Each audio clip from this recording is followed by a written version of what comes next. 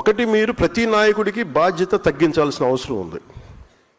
అంటే ప్రతి సమస్య, ఇప్పుడు ఒక ఊళ్ళో రోడ్డు లేకపోతే పవన్ కళ్యాణ్ దగ్గరికి వచ్చేస్తే రోడ్డు వచ్చేస్తాను అన్నారంటే ఇట్స్ ఎ ఫెయిల్యూర్. అది ఒక జిల్లా కలెక్టర్, స్థానిక ఎమ్మెల్యే చేయాల్సిన పని, స్థానిక సర్పంచ్ చేయాల్సిన పని ఒక ఉప ముఖ్యమంత్రి స్థాయి వ్యక్తికి వచ్చి సాల్వ్ అవుతుంది అంటే అది మన ప్రజాస్వామ్యం తాలూకు లక్షణాన్ని బలహీనపడిందని అర్థం. అది అసలు నా దగ్గరికి రాకుండా ఉండాలంటే ఏం చేయాలన్న దానికి నేను ఆలోచిస్తున్నాను, దానికోసం ప్రయత్నం చేస్తున్నాను.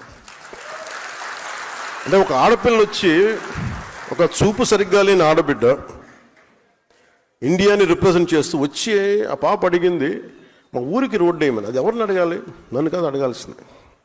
నిజంగా ఇంపాక్ట్ఫుల్గా గవర్నెన్స్ ఉంటే, అంటే ఇప్పుడు కాదు, ఒక 5 సంవత్సరాలని కాదు, గత దశాబ్దాలుగా మనం ఏం చేస్తున్నామంటే ప్రజాస్వామ్యం తాలూకు స్ట్రక్చర్ని వీకెన్ చేస్తున్నాం. నాయకుడు ఇంపార్టెంట్ అయిపోయాడు, వ్యవస్థను చంపేస్తున్నాం. అది మారాలి. అంటే ఎందుకు అంటే నాకు చాలాసార్లు నేను నక్సల్ గురించి మాట్లాడుతాను. ఎందుకు మాట్లాడతానంటే నాకు ఇంతమంది ఎందుకు వెళ్ళిపోయింటారు ఈ అడవుల్లోకి నాకు అర్థం కాదు ఇప్పుడు.